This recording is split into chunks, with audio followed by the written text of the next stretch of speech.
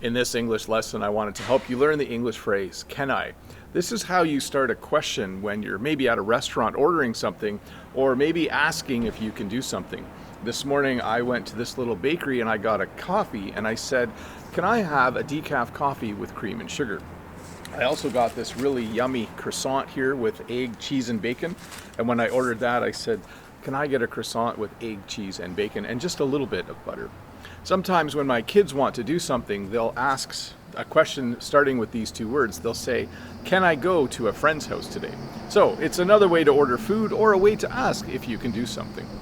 The other phrase I wanted to teach you today is the phrase, could I? This is the same as can I. I forgot to mention this on my bigger channel when I did the lesson at the drive-thru. You can say, could I? But you can also say, can I? They are very much the same. So I could have said, could I have a decaf coffee? Or could I have a croissant with egg, cheese, and bacon? And it would mean the same thing.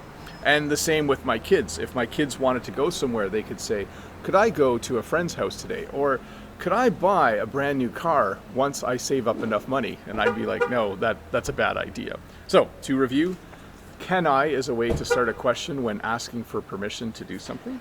And could I is exactly the same thing. They both mean exactly the same. So anyways, let's look at a comment from a previous video. This comment is from Alexi. And Alexi says, let's see here, diversify or don't put all your eggs in one basket. I believe that you still use this proverb in English just like we do in Russian. Personally, I have no reason to complain about the weather this year. I mainly grow tomatoes, not for profit, just for fun and family.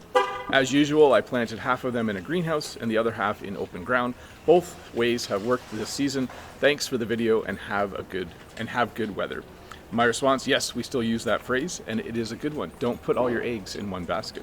Sometimes it is tempting to just grow one or two flowers that are the most profitable, but in a year like this, we're glad we have it. That would have been a mistake. So thanks, Alexi, for that comment. I'm gonna pop up here for a sec and give you a tour. Yes, it's always good to diversify. It's always good to make sure that you have a variety of things on the go. Sometimes it's even good to have more than one job. When I was younger, I had a few part-time jobs. Actually, one time I had 3 part-time jobs at the same time. That way, if things slowed down, or if I didn't get a shift at my one job, at least I knew I had the other 2 jobs. By the way, that's the cafe bakery where I bought the coffee and the croissant. I haven't started eating them yet. I want to finish this English lesson first before I get started on that. But yeah, thanks Alexi for that comment. That is a good idea. So I'm not driving as much anymore.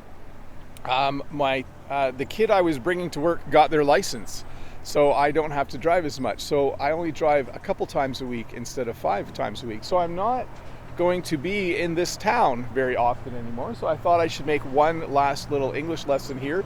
I do have a few weeks left. There might be another 1 or 2 coming up.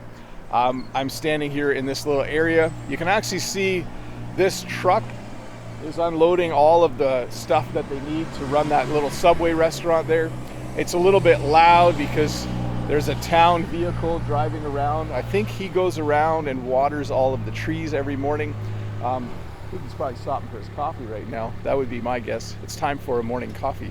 It's a little early for a coffee break already though. It's only like 8 o'clock in the morning, but maybe it's a coffee before work kind of thing, like what I'm doing.